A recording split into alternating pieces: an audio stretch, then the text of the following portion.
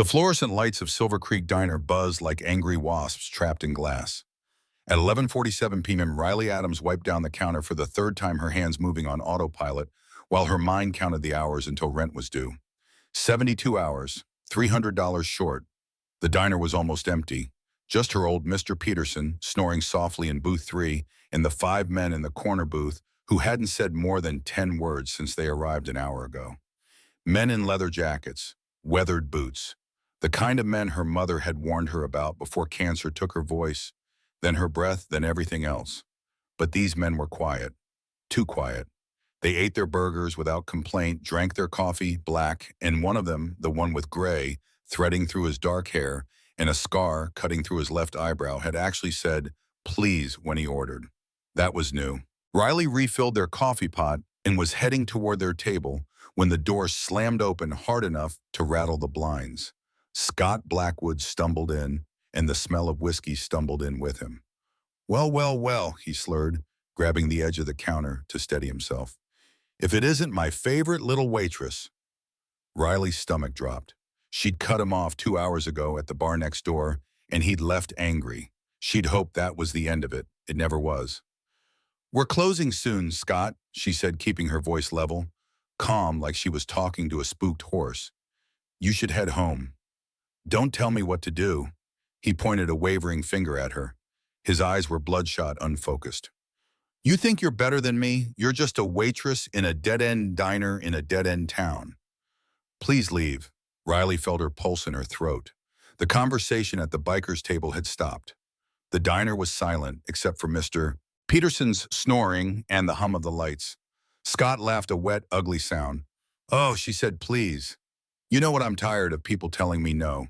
You, my father, everyone in this pathetic town." He started around the counter. Riley backed up until her spine hit the coffee maker. Her hand found the pot, hot full.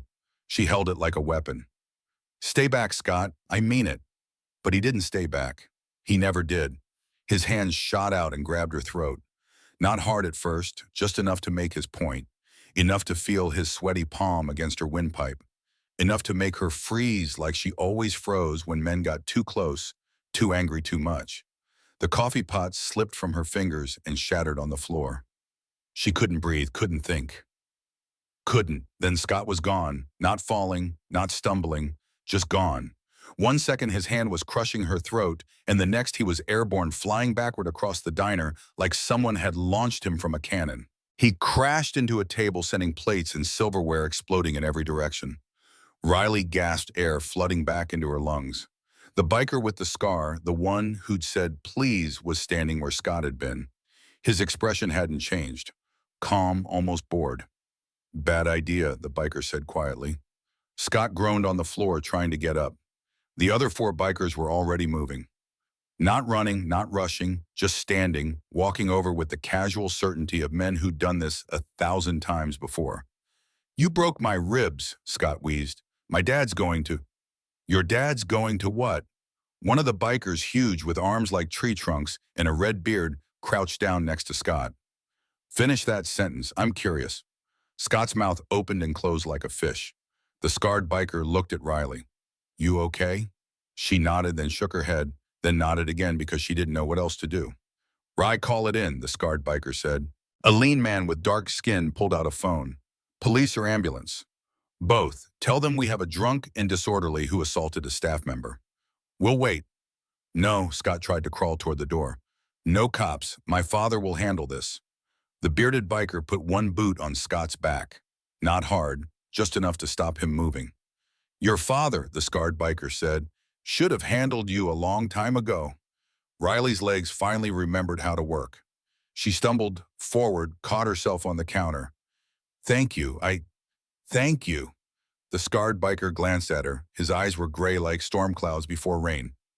"Don't thank us yet." "What does that mean?" "It means his father is going to handle this." He looked back at Scott, who was breathing hard against the floor. "Just not the way he thinks." Sirens wailed in the distance, getting closer. Mr. Peterson snorted awake in his booth. "What did I miss?" "Nothing good," Riley whispered. The bikers moved back to their booth like nothing had happened, like they hadn't just thrown a grown man across a diner in less than 2 seconds. They sat down, picked up their coffee cups. The scarred one met her eyes one more time before the police burst through the door. And Riley realized something that made her hands shake worse than Scott's grip had. She wasn't afraid of these men. She was afraid of what happened when they left. 2 hours later, Riley sat across from the scarred biker at Ruby's coffee shop. The name on his license was James Harrison, but everyone called him Hawk. The coffee between them had grown cold untouched. "You want me to press charges?" she said. "Not a question." Hawk didn't blink. "Scott Blackwood assaulted you. There were witnesses. That's how the law works." "Not in Silver Creek, not against the Blackwoods." Riley stared into her mug. "His father owns half this town." "Walter Blackwood thinks he owns half this town," Hawk corrected. "There's a difference." Riley looked up. "How do you know Walter's first name?" A slight shift in Hawk's expression, almost imperceptible. "We make it our business to know who runs the places we visit." The coffee shop was empty except for them. Rosie, the silver-haired owner, had stayed open just for them, like Hawk had known she would. "Who are you people?" Riley asked. "We're called the Silent Guardians." Hawk wrapped his hands around his coffee. "Started 20 years ago in Nevada. My brother and we served together. Marines too. Came back and the world felt wrong, too loud, too violent. Too many people getting hurt while everyone looked away. So you became bikers." "We became what we needed to be." His gray eyes held hers. "We ride, we watch. We step in when nobody else will. That's it." "Why, my sister Elena." His voice went flat.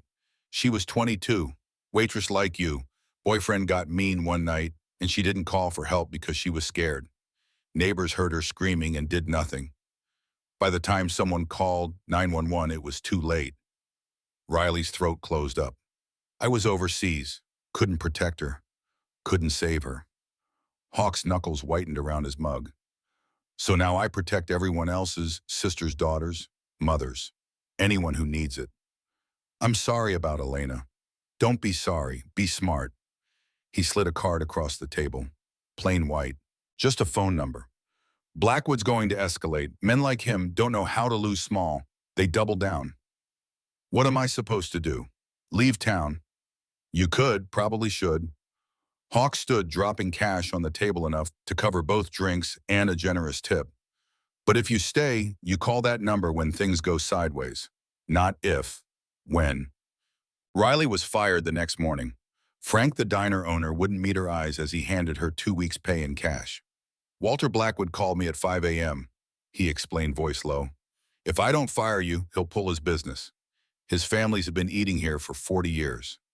"You're firing me for being assaulted." Riley said the words flat. "I'm letting you go. I'll write you a reference." "A reference for what? There's 3 restaurants in this town and Blackwood owns or influences all of them." Frank looked away. "I don't know what to tell you. I can't help you.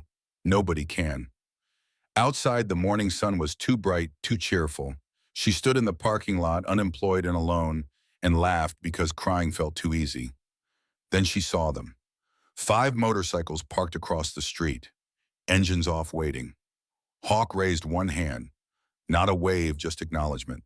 And somehow that made everything worse, because now she owed them. And in Riley's experience, debts always came due. She didn't cross the street. She stood there, frozen between the diner and the bikers, until Hawk made the decision for her. He walked over with his hands in his pockets, no threat in his posture, just certainty. "You got fired," he said. "Not a question." "How did you? Saw you throw down the apron. Saw your face." He glanced past her at the diner. "Blackwood works fast." Riley's laugh came out bitter. "Apparently terrorizing waitresses runs in the family." "It's not just waitresses." Hawk nodded toward Ruby's coffee shop. "Walk with me." She should have said no. Should have gone home, updated her resume, started calling other towns about job openings. But her feet followed him anyway. The apartment above the diner had been Riley's home for the past 3 years. Small, with water stains on the ceiling and a door that never locked right, but it was hers.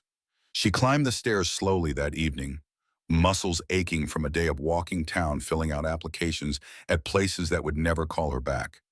Inside, she locked the door, pushed a chair against it, and sat on her second-hand couch in the dark. Her phone buzzed with a text from an unknown number. "We're 2 blocks east. You need anything, we're close." She stared at the message for a long time, then typed back, "Thank you." The response came immediately. "Sleep. Tomorrow's going to be rough." She didn't sleep. Instead, she pulled out the old pocket watch that had belonged to her father. Joseph Adams had carried it every day of his 20 years as a police officer in Silver Creek, right up until his hunting accident 7 years ago.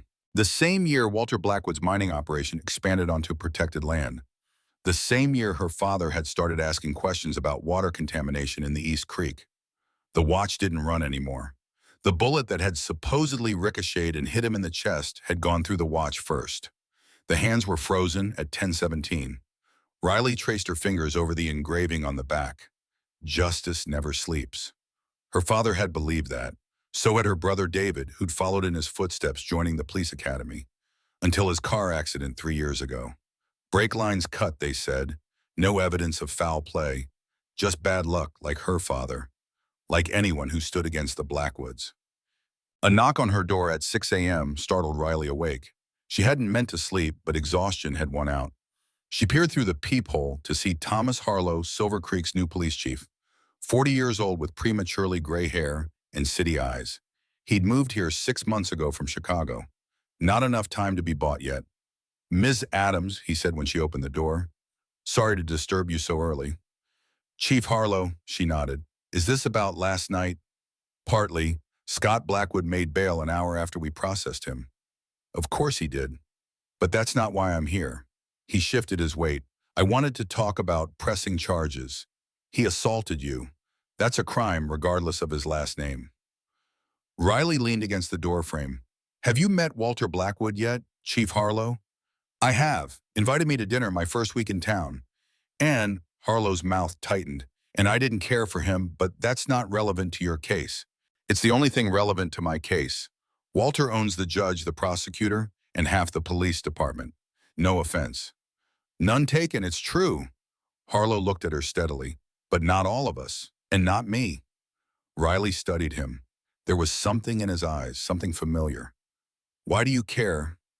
"Because I've seen what happens when people like the Blackwoods go unchallenged. I've seen what it does to a town, to good people." He handed her a card with his personal cell number. "Think about pressing charges. I'll back you up." As he turned to leave, Riley called after him. "Chief Harlow, what made you move to a small town like Silver Creek? Not exactly a career move for a Chicago cop." He paused on the stairs, his back to her. "Sometimes you have to go to the source of the problem," he said quietly. And then he was gone. By noon, Riley had made her decision. She walked into the police station, filled out the complaint forms, gave her statement again. Made it official. Scott Blackwood was being charged with assault. By 2 p.m. now, her tires were slashed. By 4 p.m. her landlord had called. Her rent was doubling next month. Cash only. By 6 p.m. the grocery store clerk had informed her that her credit card had been declined. By 8 p.m. she was standing in the parking lot of the Blue Ridge Motel watching 5 men methodically unpack their saddlebags. "Told you he'd escalate," Hawk said without looking up from his work. "How long have you been doing this?" Riley asked. 20 years, give or take. And it always works out. The good guys win." Now Hawk did look up. "We're not good guys, Ms. Adams. We're just guys who got tired of the bad ones winning all the time." The largest guardian, the red-bearded mountain they called Tyson, carried her suitcase like it weighed nothing. "Room 7's yours," he said, between Hawk and Ray. "Safest spot in town right now." "I can't pay you." Tyson's laugh was warm, genuine. "Lady, nobody pays us. That's not how this works." As they settled in for the night, the lean guardian named Ray unpacked a first aid kit and examined the bruises on Riley's throat. "Defensive medicine was my specialty," he explained, applying a cooling salve. "Afghanistan, 3 tours." "Is that where you met Hawk?" Ray's hands stilled momentarily. "We all met different ways, different times, same purpose." "Elena, his sister, my wife." Ray's voice was soft.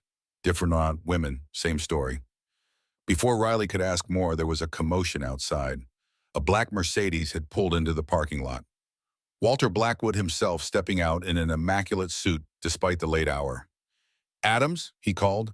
"Riley Adams, we need to talk." The guardians materialized around her, not touching her, not restraining her, but present. A human shield. Your call, Hawk said quietly. We can make him leave, or you can hear what he has to say. Riley took a deep breath. I'll talk to him.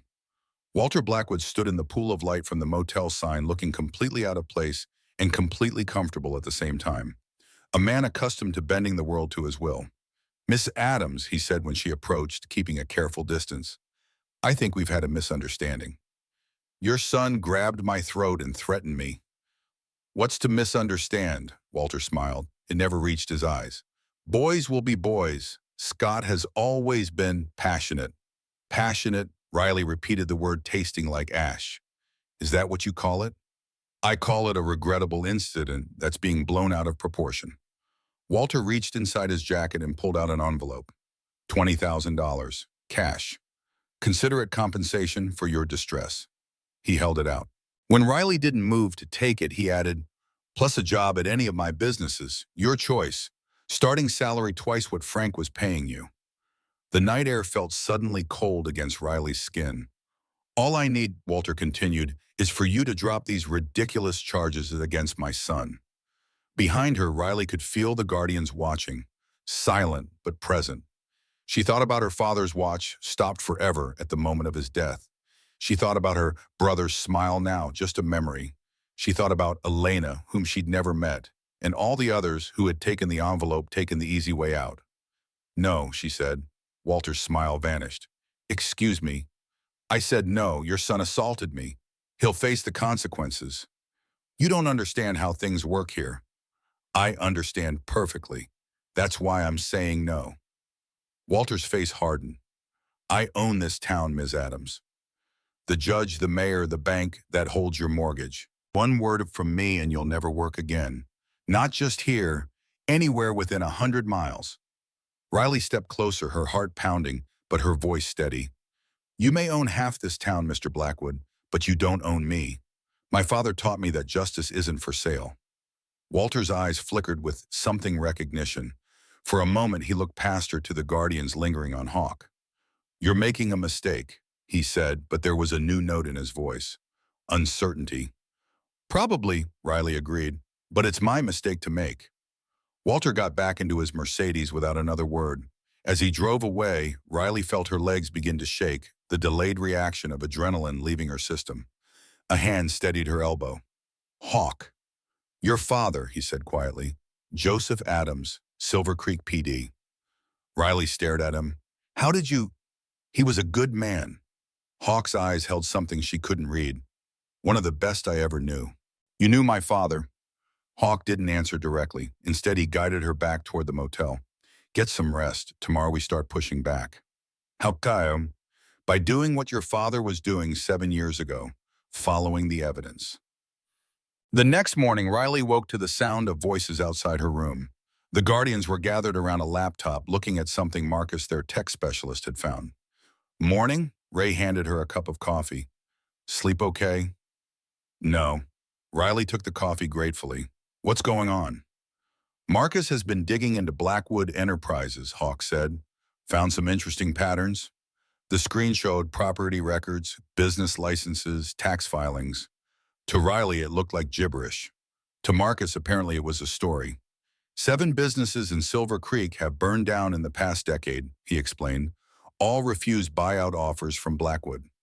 Including the hardware store on Maple, Riley said slowly. Old man Jenkins. Heart attack during the fire. Noah, the quietest guardian, spoke for the first time. Convenient.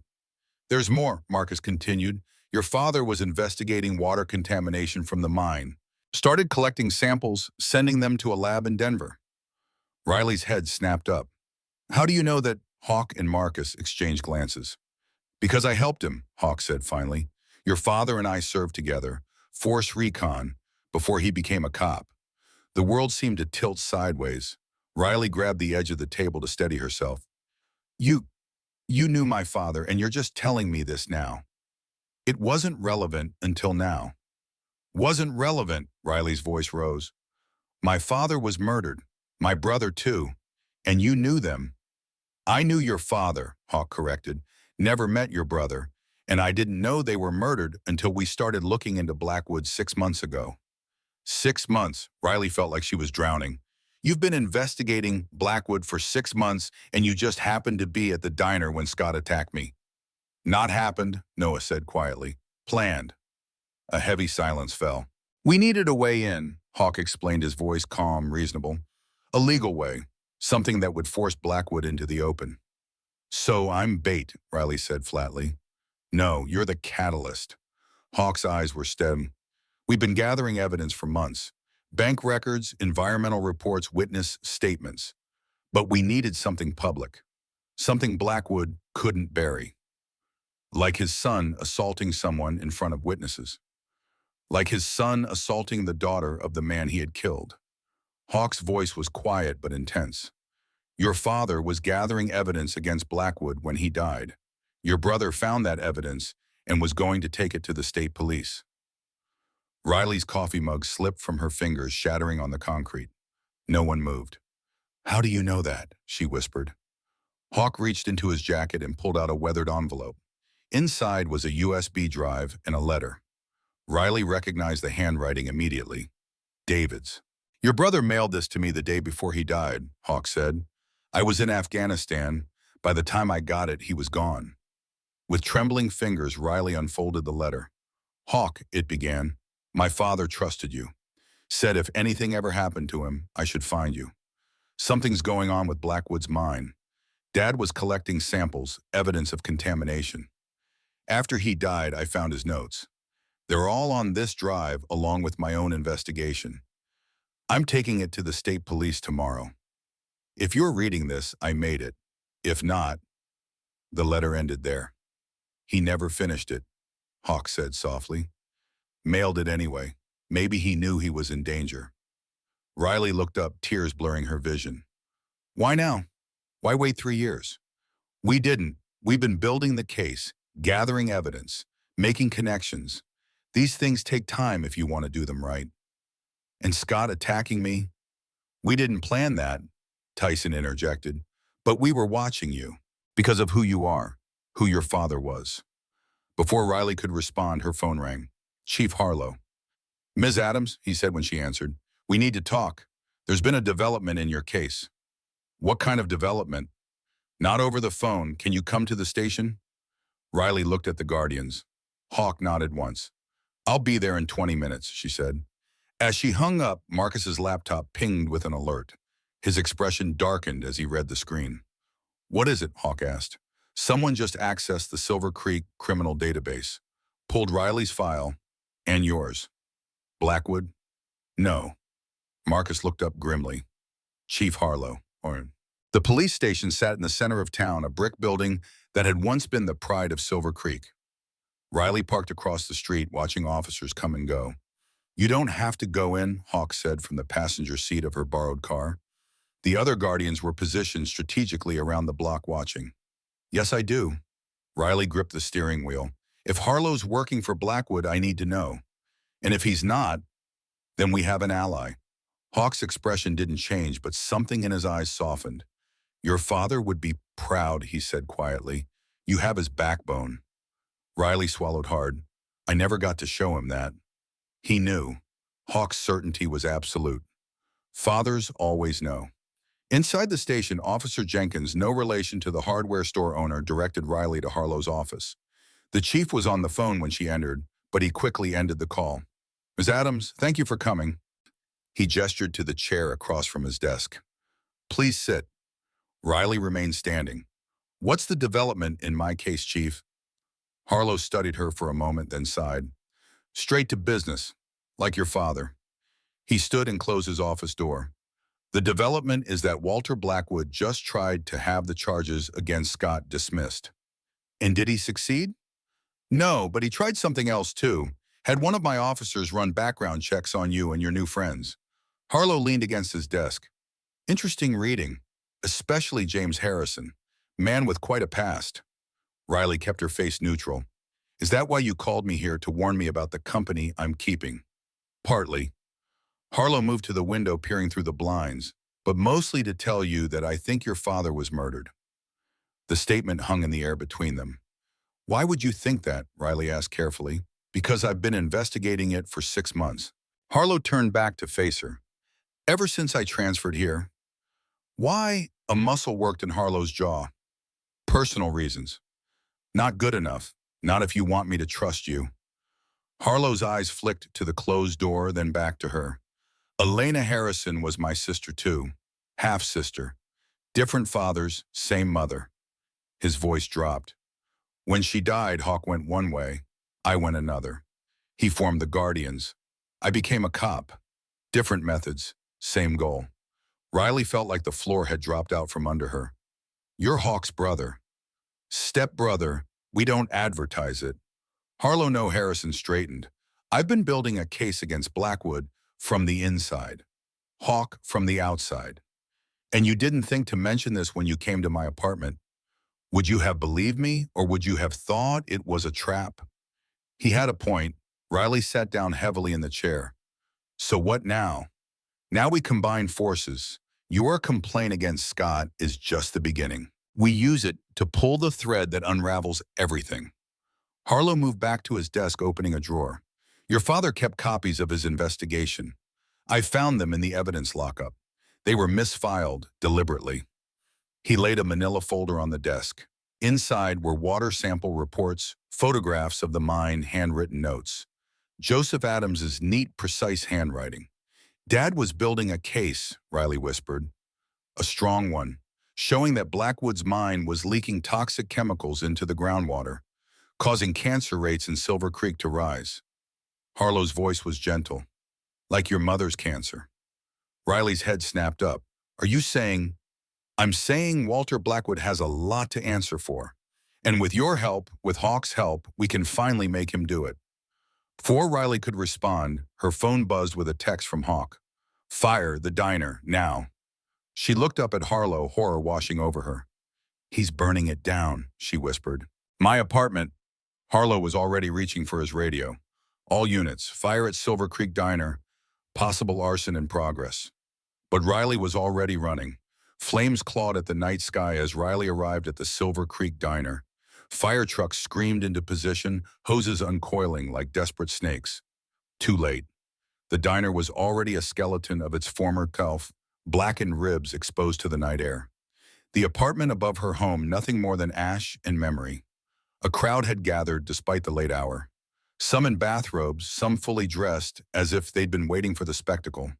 Faces lit orange by the inferno, reflecting a mixture of horror and morbid fascination. Riley searched the crowd for Frank the owner, but he was nowhere to be found. Chief Harlow pulled up moments later, his cruiser skidding on wet pavement. He took one look at the blaze and his face hardened into granite. This is no accident, he said, voice barely audible over the roar of the fire. Riley felt Hawk's presence before she saw him solid and steady at her shoulder. The other Guardians materialized from the darkness, forming a protective semicircle behind her. They knew you weren't home, Hawk said quietly. This is a message. Message received, Riley whispered, watching her life burn to embers. The pocket watch, the photos of her father and brother, her mother's wedding ring, all gone. Nothing left but what she carried with her. Fire Chief Dobson approached, sweat streaming down his ruddy face. No sign of arson, he announced too quickly, too certainly. Electrical fire looks like, old wiring. Harlow's eyebrows rose. You determined that while it's still burning, Dobson avoided his gaze. Just preliminary assessment. I want a full investigation, Harlow insisted. State Fire Marshal independent inspectors. Town budget won't cover. I'll find the budget, Harlow cut him off. Or maybe you'd rather explain to the feds why you're so quick to rule out arson when half the town saw a black SUV speeding away from the scene. Dobson's face paled. I didn't know about any. Course you didn't, Tyson muttered, towering behind Riley. Because you didn't look. The fire chief retreated, mumbling about protocols and jurisdiction. Riley barely noticed. Her eyes were fixed on the ruins of her home, mesmerized by the dancing flames that consumed the last physical connections to her family. Everything I had of them was in there, she said, voice hollow. The watch, the photos, all of it. Hawk's hand on her shoulder was brief but solid. They live in you, not in those things. Easy for him to say. He still had his mission, his purpose. What did she have now? What do we do next? She asked, surprising herself with the question. There was no we, not really. These men would leave when this was over. Everyone always left. We show Blackwood that burning down a building doesn't make evidence disappear, Hawk replied. It just gives us more to use against him. The crowd began to thin as the fire lost its ferocity, entertainment value diminishing as dawn approached. Only the Guardians remained with Riley watching as firefighters doused the smoldering ruins. I need to call my insurance, Riley said automatically, then laughed a sound like broken glass. Who am I kidding? They're probably owned by Blackwood too. They are, Marcus confirmed, checking something on his phone. BlackRock Insurance Group, subsidiary of Blackwood Enterprises since 2010. Sirens wailed in the distance again, more police too late to matter. The fire had done its work. Riley had nothing left to lose. An oddly liberating thought. We should go, Ray suggested. Nothing more we can do here. As they turned to leave, a woman stepped forward from the dispersing crowd. Martha Wilson, the bookstore owner, gray hair escaping from a hastily tied bun. Riley, she called, voice quavering, you can stay with me. I have a spare room. The offer hung in the air, unexpected and fragile. It's not safe, Hawk said before Riley could respond. Anyone who helps her becomes a target. Martha lifted her chin. I was already a target when I spoke up at that town meeting. Might as well make it count for something. Riley studied the older woman's face, seeing determination beneath the fear.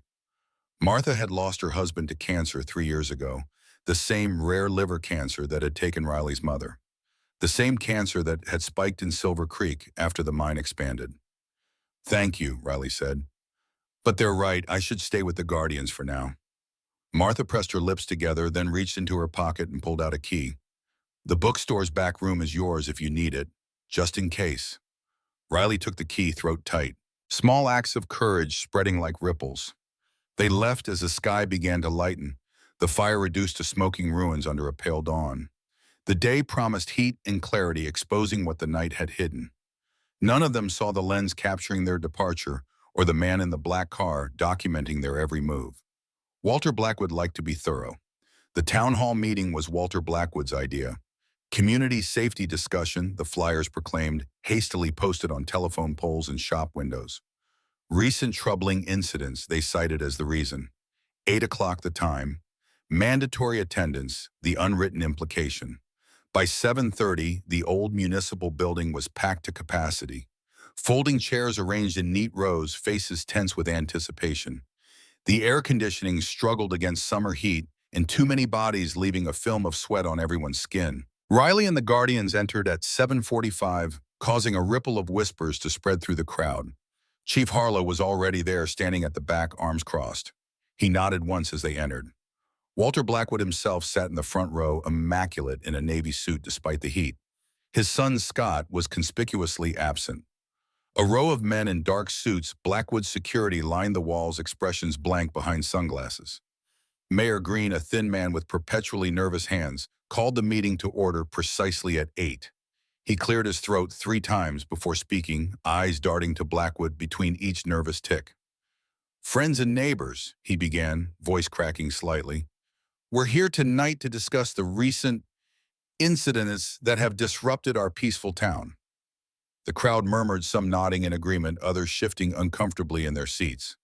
Mr. Blackwood has graciously offered to fund additional security measures to ensure public safety, Green continued, and he'd like to say a few words about his proposal. Walter Blackwood rose with the deliberate grace of a man accustomed to commanding attention. He approached the podium, adjusted the microphone with manicured fingers, and surveyed the room like a benevolent ruler assessing his domain. Silver Creek has been my home for 40 years, he began, voice a warm, cultured baritone that belied the coldness in his eyes. My businesses employ most of you directly or indirectly. My foundation funds your schools, your hospital, your parks. Heads nodded. Facts were facts. So when I see outside elements threatening the peace and prosperity we've built together, I take it personally. His gaze settled on the Guardians at the back of the room, lingering on Hawk. These men, he gestured toward them with an elegant hand, arrived in our town less than a week ago. Since then, we've seen assault charges, property damage, and now arson.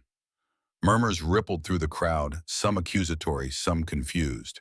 "I'm not suggesting these gentlemen started the fire," Blackwood continued smoothly, "but their presence has clearly destabilized our community. Violence follows violence. Chaos breeds chaos." Riley felt her jaw tighten, anger building behind her ribs. "I propose funding a private security force to supplement our fine police department," Blackwood went on. "24-hour patrols, cameras at key intersections, a proper curfew until these visitors have moved on." The implication was clear. A police state with Blackwood's men in control. And of course, he added compensation for those affected by recent events. Miss Adams, for instance.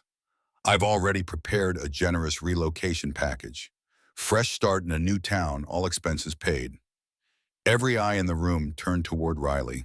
The silence hung heavy, anticipating her response. She stood slowly, heart hammering against her ribs. Words jammed in her throat, seeking release. "Mr. Blackwood," she said, voice stronger than she expected, "is offering to pay me to leave town because he's afraid of what I know." The silence deepened. Even the ancient air conditioner seemed to hold its breath. "My father was investigating water contamination from the Blackwood mine 7 years ago. He found evidence linking the mine to increased cancer rates in Silver Creek. The same cancer that killed my mother, the same cancer that killed Martha Wilson's husband, the same cancer that's killed 23 people in this town over the past decade." Walter's expression didn't change, but something flickered behind his eyes. "My father died in a hunting accident before he could present his findings," Riley continued.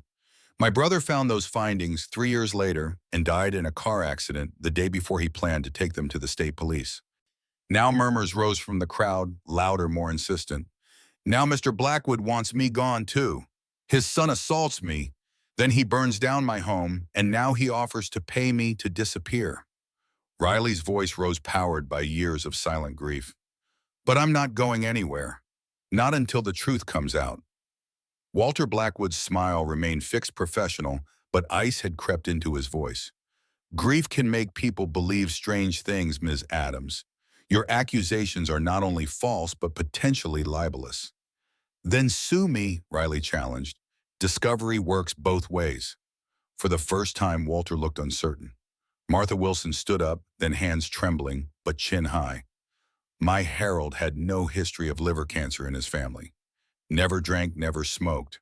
The doctors said it was environmental exposure." William Chen rose next, the pharmacist's voice steady.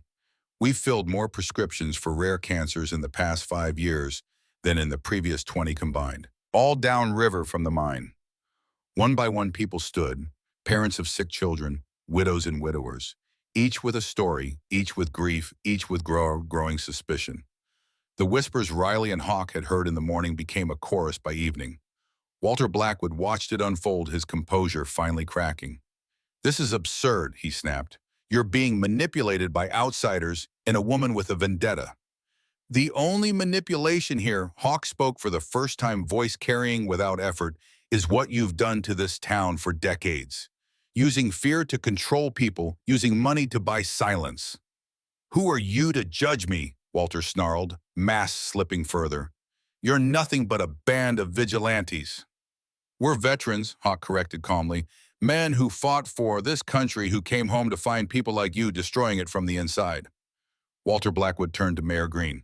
"Call a vote, now! Either these men leave town, or I withdraw all Blackwood business and funding.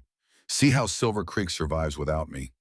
The mayor swallowed hard, Adam's apple bobbing like a buoy in rough water. "All in favor of asking the silent guardians to leave town, raise your hand." A dozen hands went up, maybe 15, less than a quarter of the room. All opposed. A forest of hands rose slowly at first, then faster. Martha Wilson, William Chen, even Frank from the diner, looking ashamed but resolute. Walter Blackwood stared at his town turning against him. "This isn't over," he said quietly. "Not even close." He turned on his heel and walked out. The door slammed behind him like a gunshot, leaving a vacuum of silence. Mayor Green cleared his throat nervously. "Well, I suppose that concludes—" "No," Chief Harlow interrupted, stepping forward. "It doesn't. This concludes nothing." He took the podium, scanning the crowd with steady eyes. What we heard tonight amounts to allegations of serious crimes, environmental violations, potential negligence resulting in death, possible obstruction of justice. Walter's security team shifted uneasily. As of this moment, I'm opening an official investigation, Harlow continued. I'll be requesting assistance from state police and the FBI. Anyone with information is asked to come forward. Riley watched the crowd, seeing hope battle with fear on every face. He still owns the bank that holds your mortgages, she reminded them quietly. Still controls your jobs, your health insurance, your pensions. Not anymore, shh. Marcus called out, standing beside the other guardians. He held up his phone. Evidence of Blackwood's financial crimes has just been anonymously submitted to the SEC, FBI, and IRS. His assets will be frozen by morning. A collective gasp rippled through the room. That's not all, Marcus continued, excitement breaking through his usual reserve. Whistleblower testimony about the mine's environmental violations went to the EPA 20 minutes ago, complete with internal documents proving Blackwood executives knew about the contamination for years. Riley turned to Hawk, bewildered. How about Scott Blackwood, he replied simply. Turns out he has a conscience after all, or at least a strong sense of self-preservation. The revelation landed like a thunderbolt, Walter's own son turning against him. As the meeting dissolved into chaotic discussion, Riley slipped outside for air. The night was cooler now, stars emerging in a velvet sky. She breathed deeply, trying to process everything that had happened. A shadow detached itself from the darkness. For an instant, Riley tensed, prepared for another attack. But it was Jessica Blackwood, Scott's wife, clutching a sleeping toddler against her shoulder. I heard what happened in there, Jessica said softly. I've been waiting outside. I was afraid to come in. Jessica, Riley's voice softened. Are you all right? The younger woman's eyes were red-rimmed, her knuckles white where they gripped her child. Scott told me what he did, turning over the documents, the testimony. Walter will kill him when he finds out. He's safe, Riley assured her. The Guardians have him protected. It's not just Scott I'm worried about. Jessica shifted the sleeping child, a boy no more than 3 years old with dark curls. James and we need to disappear for a while, until this is over. Riley glanced back at the hall where the Guardians were emerging. They'll help you. It's what they do. Jessica's eyes filled with tears. Why would they help me after what Scott did to you? Because it's the right thing to do, Hawk said, approaching silent-eyed. He studied the sleeping child, something softening in his weather-beaten face. And because no child should suffer for their father's sins. The words hung in the night air, weighted with unspoken history. We have a safe location, Hawk continued. You and your son will be protected until this is resolved. Jessica swayed slightly, exhaustion and relief making her unsteady. Thank you, she whispered, the words insufficient, but all she had to offer. As Ray led Jessica toward one of their vehicles, Riley turned to Hawk. Walter won't take this lying down. He'll strike back. We're counting on it, Hawk replied, watching the town hall empty. Sometimes you have to force the snake out of hiding before you can cut off its head. And what about the town? These people just took a massive risk standing up to him. They made their choice, Hawk said. Same as you, same as all of us. Riley studied his profile, weathered by years and hardship. This isn't just about my father, is it? For you, I mean. Hawk was silent for a long moment. Your father saved my life in Afghanistan. Pulled me out of a burning transport when everyone else had given up. I told him I owed him. He said the only debt was to pass it forward. So this is you paying a debt. This is me honoring a promise, Wam. Hawk turned to face her fully. Your father was one of the best men I ever knew. When I heard how he died, I knew it wasn't right. But I was deployed, couldn't investigate properly. And by the time you could, my brother was dead too. Hawk nodded. By then it wasn't just about Joseph anymore. It was about a pattern. A system that lets men like Walter Blackwood operate with impunity. The night air carried distant sounds of the town doors closing, engines starting, life continuing, despite the seismic shifts beneath the surface. We should get back, Hawk said. Walter will respond to tonight and soon. They walked toward the motel in silence, each lost in thought. The streets of Silver Creek felt different somehow, as if the town itself had awakened from a long slumber. They were halfway to the Blue Ridge Motel when the power went out. First the street lights, then the building's darkness, swallowing the town in gulps. Riley froze instinctively, reaching for Hawk's arm. "It started," he said quietly, pulling out his phone. No signal. Blackwood's making his move. They broke into a run, the other Guardians materializing from various positions around town, converging on the motel like iron filings to a magnet. The darkness around them felt alive, pulsing with malevolent intent. The Blue Ridge Motel was a black silhouette against the starlit sky when they arrived. Windows, dark parking lot empty, except for their vehicles. "Marcus," Hawk called out. "Status." "Communications jammed, power cut to the entire east side of town," Marcus replied, materializing beside his motorcycle. "I've got a satellite phone in my pack, but we should assume they're monitoring all frequencies." "Harlow," Hawk asked. "Send him a warning text right before signals drop," Ray reported. "He'll know what's happening." Tyson emerged from the motel office, shotgun in hand. "Noah's on the roof. Says we've got vehicles approaching from the east, lights off. At least 3, maybe more." Riley's heart hammered against her ribs. Jessica and her son, safe with Harlow, Hawk assured her. "We moved them as soon as the meeting ended." Hawk's calm was unnerving, as if he'd been expecting this, planning for it. Perhaps he had. "Inside," he ordered, guiding Riley toward room 7. "Stay away from windows." The motel room was pitch black when they entered. Hawk moved with practiced ease, retrieving something from his bag. A soft click and a battery-powered lantern bathed the room in muted golden light. "Tyson perimeter, Ray medical prep, Marcus communications. Noah's our eyes." Hawk issued orders with the precision of a man who'd done this before. Many times before. Riley stood in the center of the room, suddenly feeling useless. "What do I do?" Hawk handed her a bulletproof vest. "Put this on, then stay alive." Outside, engines growled to a stop. Car doors opened and closed with muted thumps. Footsteps crunched on gravel. 12 men, Noah's voice came through a handheld radio. "Made, tactical formation. Blackwood's in the lead vehicle, but staying back." Hawk nodded. "Wait for my signal." The tension in the room built like a physical presence pressing against Riley's skin. She could hear her own breathing, too fast, too shallow. The vest felt heavy on her shoulders, a weight of war she'd never prepared for. "Why aren't they just rushing us?" she whispered. "Because they want to talk first," Hawk replied, checking a handgun before tucking it away. "Men like Blackwood always want to gloat before they act."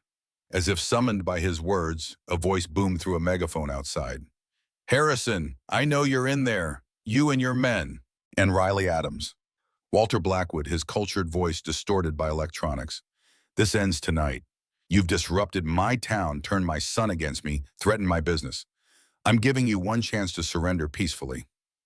Hawk moved to the window, peering through a narrow gap in the curtains. "Always the same script with these types," he muttered.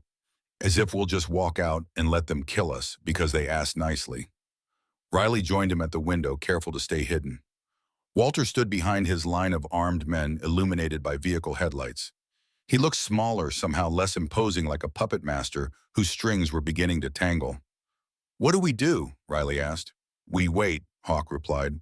"Harlow's mobilizing state police. We just need to hold out until they arrive." "And if they arrive too late," Hawk's expression didn't change, but something in his eyes hardened.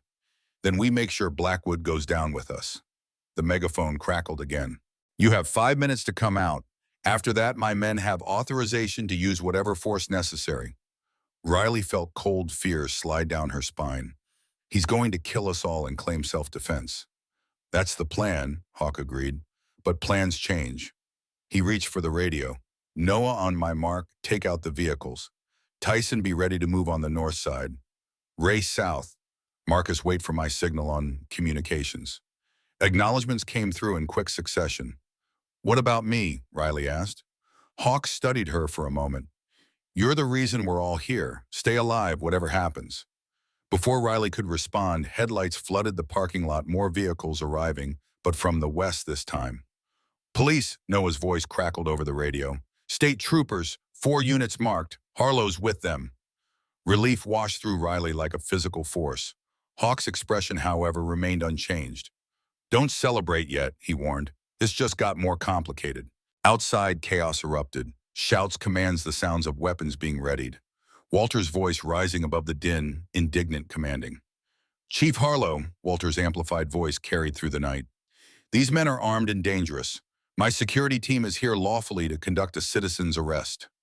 Stand down, Blackwood. Harlow's reply was steady, unamplified, but carrying clearly. Your men are interfering with an active police investigation. Walter's laugh was ugly. Investigation into what these vigilantes have threatened me, assaulted my son, spread lies about my business. Into the murder of Joseph Adams 7 years ago, Harlow replied. And David Adams 3 years ago, and 24 cancer deaths linked to your mine's illegal waste disposal. Silence fell heavy and absolute. You have no proof, Walter finally said, voice stripped of its usual polish. We have Scott's testimony, Harlow countered. We have company documents. We have the bullet that killed Joseph Adams, which ballistics has just matched to a gun registered to your head of security, Michael Pratt. Another beat of silence. State police are here with federal assurance, Blackwood. Order your men to drop their weapons and stand down. The tension outside stretched like an overwound spring. Riley could almost feel it ready to snap. Now Marcus, Hawk ordered quietly. Marcus pressed a button on his laptop. Suddenly, voices filled the night recordings playing through speakers hidden around the motel. Walter's voice clear and damning. The Adams problem needs to be handled permanently. No loose ends this time. Another recording. We've been dumping waste into the East Creek for 15 years. The EPA fine would be less than the cost of proper disposal. And finally, Joseph Adams was getting too close. The hunting accident solved that problem. His son will be next if he doesn't back off. The recordings looped echoing across the parking lot, Walter's voice condemning himself over and over. Those are fake, Walter shouted, but the authority had leached from his voice. Manufactured evidence. They're real. Scott Blackwood's voice cut through the night as he emerged from one of the police vehicles. I recorded them myself, every board meeting, every private conversation for the past 5 years. Walter staggered as if physically struck. Scott, you're my son. Which is why I know exactly what you're capable of, Scott replied, standing beside Harlow now. I've watched you destroy people my whole life. I won't let you destroy my son's future too. The moment balanced on a knife edge. Walter's security team exchanged uncertain glances. The police held their positions, weapons ready. Then Walter made his choice. Take them down, he ordered his men. All of them. Before anyone could move, shots rang out not from the security team, not from the police, but from the motel roof. Precise, controlled targeting the headlights of the security vehicles, plunging half the scene into darkness. Noah's voice came through the radio. Movement on the east perimeter, armed men circling behind the police. More of Blackwood's forces attempting to flank them. Hawk was already moving. Riley, stay here. Tyson with me. Ray, maintain position. The night exploded into chaos. Shouts, gunfire, the sound of breaking glass. Riley pressed herself against the wall, heart pounding so hard she felt sick with it. This wasn't her world. She was a waitress, not a soldier. Not someone who belonged in the middle of what sounded like a war zone. But she was here because of her father. Because of her brother. Because some fights chose you, not the other way around. A crash at the motel room window sent her diving for cover. Glass shattered inward, followed by a canister that began spewing thick smoke. Tear gas. Riley crawled toward the bathroom, eyes already burning. She reached the door just as it burst inward. A figure loomed in the smoke face, concealed behind a tactical mask. Riley scrambled backwards, searching desperately for a weapon, anything to defend herself. Her hand closed around a lamp. She swung it with all her strength, connecting with the intruder's head. The impact jarred up her arm, the lamp base shattering. The man stumbled, but didn't fall. He reached for her, gloved hands stretching toward her throat. A shot rang out. The man jerked, then collapsed. Behind him stood Chief Harlow, pistol still raised. You okay? He asked, extending his free hand to help her up. Riley nodded, coughing against the tear gas. Hawk the others. Handling the situation, Harlow replied grimly. We need to move. Now. He led her through the smoke, past more bodies. She couldn't tell whose side they were on and didn't want to know. Outside, the gunfire had ceased, replaced by shouted commands and the wail of more approaching sirens. The parking lot was a battlefield. Police cruisers with lights, flashing security vehicles with shattered windshields, men in various states of surrender. And in the center of it all, Walter Blackwood on his knees, hands zip-tied behind his back. Blood trickled from a cut on his forehead, his expensive suit now dirty and torn. The mighty fallen at last. The guardians stood in a loose semicircle around him. Hawk with a bruised jaw, Tyson nursing what looked like a bullet graze on his arm, Marcus with his ever-present laptop documenting everything, Ray tending to a wounded state trooper, Noah descending from his sniper position on the roof. "It's over," Harlow said, guiding Riley toward them. "Federal agents are on their way. Blackwood's assets are already frozen. His empire's falling apart as we speak." Riley approached Walter, slowly studying the man who had caused so much pain, who had taken so much from her.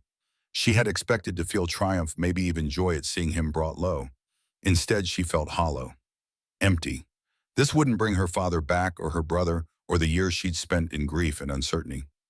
Walter looked up as she approached, his eyes still defiant despite his circumstances. "You think this is justice?" he spat. "I built this town. I gave these people jobs, security, purpose." "You poisoned their water," Riley replied quietly. "You killed their loved ones. You ruled through fear and bought loyalty with blood money. I did what had to be done. That's what men like me do, make the hard choices. Men like your father never understood that." Riley crouched to his eye level, close enough to see the web of broken blood vessels in his aging face.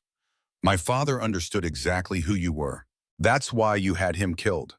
Something flickered in Walter's eyes. Not remorse, not exactly, but perhaps the first dawning realization that his actions had consequences he couldn't buy his way out of. "Your father was a fool," he said, but the venom had leached from his voice. "A man with principles in a world that rewards pragmatism." "And yet here you are," Riley replied, standing again. "And there he is in me." The first rays of dawn broke over the eastern horizon as federal agents arrived in black SUVs, taking control of the scene with practiced efficiency. Walter Blackwood and his remaining security team were loaded into vehicles, their futures measured in prison sentences rather than profit margins. Scott and Jessica Blackwood watched from a distance, their son still sleeping against his mother's shoulder, innocent of the night's violence. Their path forward unclear, but their chains broken. The Guardians gathered their gear efficiently, preparing to fade into the background now that official forces had arrived. Their work here was almost done. Riley found Hawk loading his saddlebag, movements precise despite his injuries. "What happens now?" she asked. He secured a strap before answering. "Blackwood goes to prison. His assets get seized. The town rebuilds. And you, the Guardians." Hawk glanced at his brothers in arms. "We move on. There are other towns, other Blackwoods. Always more work to do." Riley nodded, trying to ignore the hollow feeling expanding in her chest. "When will you leave?" "Soon, a day or two. Make sure the cleanup started properly." The clinical detachment in his voice stung more than she expected, as if this had just been another job, another town saved before moving on to the next crisis. "That's it, save the town and disappear." Something flickered in Hawk's eyes, the first crack in his stoic facade. "That's how it works, Riley. We're not settlers, we're nomads." "And what about the people you leave behind? The ones who stood up because you encouraged them to?" "They'll be fine. The system works sometimes once you clear out the corruption." Hawk zipped his bag closed with finality. "Besides, they've got you now." "Me?" Riley almost laughed. "I'm a waitress with no diner." "You're Joseph Adams' daughter," Hawk corrected. "You stood up to Blackwood when everyone else was too afraid. People will follow that kind of courage." Before Riley could respond, Harlow approached, exhaustion etched into his features. "FBI wants statements from everyone. They're setting up at the sheriff's station." Hawk nodded. "We'll be there." As they walked toward the vehicles, Riley caught a glimpse of Martha Wilson among the gathering crowd of townspeople come to witness the aftermath. The bookstore owner's eyes were bright with unshed tears, grief for what had been lost, perhaps, but also hope for what might now grow in its place. Silver Creek would never be the same. The question was whether it would be better. Dawn had fully broken by the time they reached the sheriff's station the new day, illuminating both destruction and possibility. Whatever came next would begin in this harsh, clear light of truth finally revealed. For Riley, standing between her past and an uncertain future, it felt like the first real sunrise she'd seen in years. 6 months passed. Autumn painted Silver Creek in rust and gold, the same colors that adorn the new sign above the Diner Guardian Diner Est. 2025. The name had been Riley's idea, a reminder not just of the men who had changed everything, but of what the town itself had become. The grand reopening fell on a crisp October morning. Riley stood outside at 5:45 a.m., keys trembling in her hands, staring at the building that had risen from ashes. New brick, new windows, warm light spilling onto the sidewalk. Inside, everything gleamed with possibility. The booths were red vinyl just like the old ones, the counter polished to a mirror shine, the kitchen equipped with appliances Frank never could have afforded. Donations had poured in from 3 counties over once the news spread about what had happened in Silver Creek. The Blackwood mine scandal had made national headlines. Environmental violations, corporate negligence, murder. The town's suffering turned into a cautionary tale, its recovery a testament to resilience. In the corner booth, a small bronze plaque read simply, "Reserved for Protectors." Riley ran her fingers over the engraving, feeling the weight of absence. The Guardians had left 4 months ago once they were certain the federal prosecution of Walter Blackwood was proceeding without interference. They had promised to return someday, but Riley knew better than to count on it. Men like them were always needed elsewhere. Her phone buzzed with a text message from an unknown number. "Heard it's opening day. Proud of you." 5 words, no signature needed. She smiled, typed back, "Wish you were here." The response came immediately, "We are. Always." By 6 a.m. a line had formed outside. Martha Wilson was first, clutching a potted peace lily. "For good luck," she said, eyes bright with unshed tears. William Chen brought his entire family. Chief Harlow came in uniform, pride evident in his stance. Jessica Blackwood arrived with little James, now walking and talking, free from the shadow of his grandfather's legacy. Even Frank showed up, hat in hand's apology written in the slump of his shoulders. Riley had forgiven him weeks ago. Fear made people do things they later regretted. She knew that better than most. The diner filled with laughter and conversation and the smell of coffee and bacon. Riley moved through it all in a daze, taking orders, pouring drinks, feeling the weight and wonder of community. This was what her father had fought to protect, what her brother had died trying to save. Not just lives, but the soul of a place.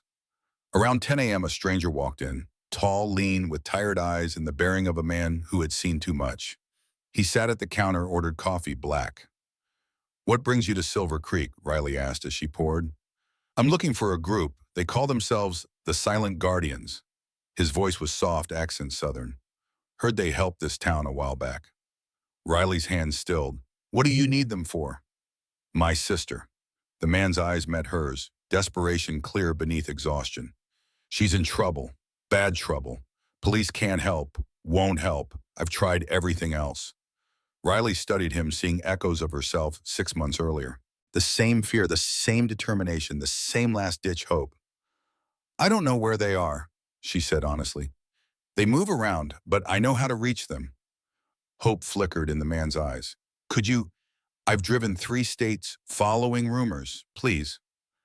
Riley pulled out her phone, scrolled to the contact labeled "Family," and slid it across the counter. "Call this number. Tell them Riley Adams sent you. Tell them someone needs protecting." The man's hands trembled as he copied the number. "Thank you. God, thank you." After he left, Riley stood at the counter, feeling the weight of what she'd just done. She'd connected someone in pain to people who could help. She'd continued a chain that stretched back to Hawk's sister, to her father, to all those who had suffered, and found a way to transform that suffering into purpose. 2 days later, the man returned to the diner, his sister with him. The young woman's face still showed fading bruises, but her eyes had lost the haunted look of the perpetually afraid. They sat at the counter, ordered breakfast, and told Riley what had happened. "They showed up 4 hours after I called," the man said, voice hushed with awe. 5 of them. They got her out, got evidence on her ex, made sure he'll never come near her again. "They told us about you," his sister added. "Said you were the one who taught them that sometimes one brave person is all it takes to change everything." Riley shook her head. "They give me too much credit." "No," the woman insisted. "They said you stood up when everyone else was afraid. They said you're the reason they still do what they do." The siblings left with promises to stay in touch, to spread the word about people who helped when no one else would. Riley watched them go, a strange lightness in her chest. For the first time since the Guardians left, she felt their absence as something other than loss. They were out there continuing their work, and in some small way, she was part of that work too. Weeks passed. The diner thrived. Silver Creek began to heal slowly, imperfectly, but with genuine progress. The environmental cleanup of the mine site began. New businesses opened. People who had fled years ago started to return, drawn by stories of a town that had reclaimed itself. Riley kept a journal of the people who came through the diner asking about the Guardians. Men and women with desperate eyes and nowhere else to turn. She connected them all to the number she kept like a talisman, trusting that help would follow. One night after closing, she sat in the corner booth beneath the bronze plaque, reviewing the day's receipts. The bell above the door jangled, though she was certain she'd locked it. "We're closed," she called without looking up. "Even for old friends." Riley's head snapped up. Hawk stood in the doorway, weathered face creased in that almost smile she'd memorized. Behind him, the other four Guardians filed in, Tyson massive and grinning. Ray with his doctor's observant eyes. Marcus, already examining the diner's security system. Noah, quiet as ever, a slight nod, his only greeting. "You came back," Riley said, rising on unsteady legs. "Said we would." Hawk shrugged as if returning after 4 months was the most natural thing in the world. "Had business 2 towns over." "What kind of business?" "The usual kind." Tyson's grin widened. "Someone needed help." "A lot of someones lately." Ray settled into the booth under the plaque, clearly claiming what had been reserved. "Seems like you've been keeping us busy, Riley." She felt heat rise in her cheeks. "People come through. They need help. I point them in the right direction." "On 23 people in 4 months," Marcus corrected, setting his ever-present laptop on the table. "All sent by you." Hawk watched her with those storm gray eyes. "You've built something here, not just this place." He gestured around the diner. "A network. People helping people." "I learned from the best," Riley said, unable to keep emotion from her voice. Noah placed something on the table, a leather-bound journal worn in full. "We keep records," he said, breaking his usual silence. "Every person we've helped, every town that stood up.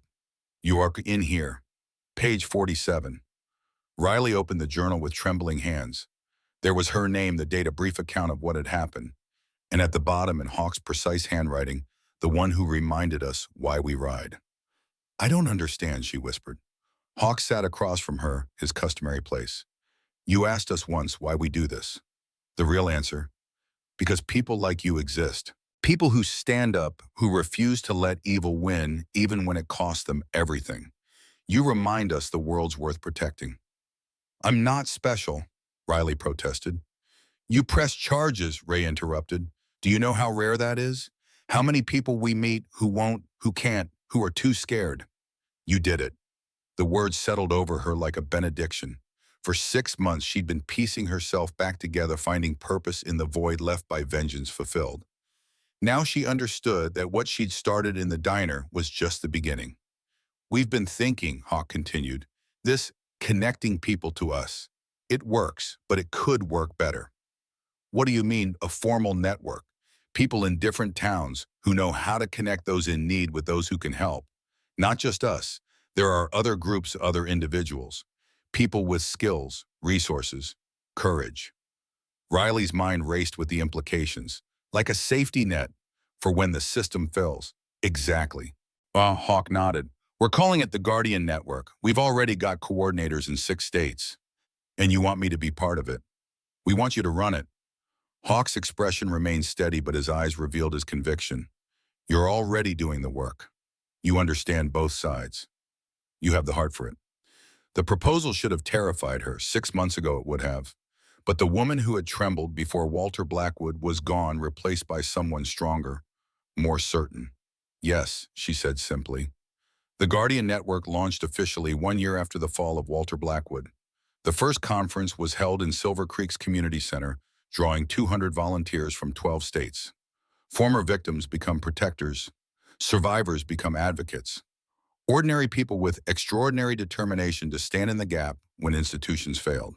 Riley moved through the crowd, greeting participants, connecting people with similar stories or complementary skills. The Guardians themselves maintained a low profile, preferring to observe from the periphery. Their legend had grown over the past year, almost mythological in scope. The silent riders who appeared when needed most, then vanished like smoke. Near the end of the day, a commotion at the entrance drew Riley's attention. Scott Blackwood stood in the doorway, uncertainty written in every line of his body. The room fell silent. Despite his cooperation with authorities, despite his testimony against his father, Scott remained a complicated figure in Silver Creek. Riley crossed the room to meet him. "You came. Wasn't sure I'd be welcome." His voice was quiet, humbled by the year's events. "But Jessica thought I should be here. Said I have a lot to make up for." "She's right." Riley didn't soften the truth. "But showing up is a start." Behind them, whispers rippled through the crowd, some angry, some curious. Scott had been both villain and reluctant hero in Silver Creek's story. His path forward would never be simple. "I want to help," he said. "I spent my whole life being part of the problem. I'd like to try being part of the solution." Riley studied him, seeing not the arrogant man who had assaulted her, but someone broken and rebuilt seeking redemption. "We can use someone who understands how power works, how it corrupts, how to fight it from the inside." Relief washed over Scott's face. Not forgiveness, not yet, but the possibility of a future not defined solely by his past. The conference continued as evening approached. Riley found herself standing beside Hawk, watching the network they had built come to life before them. "You know this will change things," she said. "For the Guardians, I mean. You won't be able to just ride in, save the day, and disappear anymore. Not with all these people keeping track." "Maybe that's for the best." Hawk's eyes surveyed the room. "5 men can only do so much. This could change everything. Is that why you started it, to scale up?" "No." Hawk's gaze shifted to her. "We started it because of you, because you showed us that what we do matters, but it's not enough. The world doesn't just need protectors. It needs people willing to stand up in the first place." As the conference ended, the Guardians prepared to leave once more. The road called them, as it always did. Another town, another crisis, another chance to make a difference. Riley walked them to their motorcycles in the fading light. "Will you come back?" "When the road brings us here," Hawk promised. "And if I need you before then, you have the number." Hawk swung onto his bike with the fluid grace of a man half his age. "But you won't need us." "Not anymore, that's the point." Riley understood then. The greatest gift his Guardians had given her wasn't protection. It was the knowledge that she could stand without them. As they prepared to ride away, a car pulled into the parking lot. The man from the diner months earlier, with his sister and an older woman who could only be their mother. All three were expressions of determined purpose. "We heard about the conference too late," the man explained, approaching Riley, "but we wanted to be here, to sign up." Riley glanced at Hawk, saw the satisfaction in his weathered face. This was how it worked. One person saved, who saved another, who saved another. An endless chain of courage and compassion. "You're just in time," she told them. The Guardians departed as night fell. 5 riders disappearing into darkness, their tail light trail like falling stars. But Riley knew they weren't truly gone. What they stood for remained embodied in the network they had built together, in the people who had found their own courage through example. She returned to the community center, where volunteers were cleaning up, exchanging contact information, making plans to stay connected. This was just the beginning. There would be challenges ahead, setbacks, moments of doubt, but there would also be victories. Lives saved, communities healed. Riley Adams, once a waitress with nothing left to lose, now stood at the center of something vital and growing. The pocket watch that had stopped the day her father died now ticked steadily in her pocket, restored by hands skilled in bringing broken things back to life. A young woman approached, hesitant but determined. "Ms. Adams, I was wondering, how does someone join? How do you know if you're right for this?" Riley smiled, remembering her own fear, her own uncertainty, her own journey from victim to protector. "You already are," she said. "You're here, aren't you?" In towns across the country, lights burned late as people gathered in living rooms, community centers, church basements. People who had suffered, who had survived, who had decided that suffering and surviving weren't enough. People who had heard whispers of 5 riders who appeared in moments of darkness, of a network forming to ensure no one faced that darkness alone. The silent Guardians rode on, moving like shadows through a world that needed them. But behind them, ripples spread. Courage inspiring courage. Protection becoming purpose. A chain of compassion extending far beyond what 5 men alone could ever achieve. Riley closed up the diner that night, her steps lighter than they had been in years. The bronze plaque in the corner booth caught the last of the evening light, reserved for protectors. And in Silver Creek, that now meant everyone.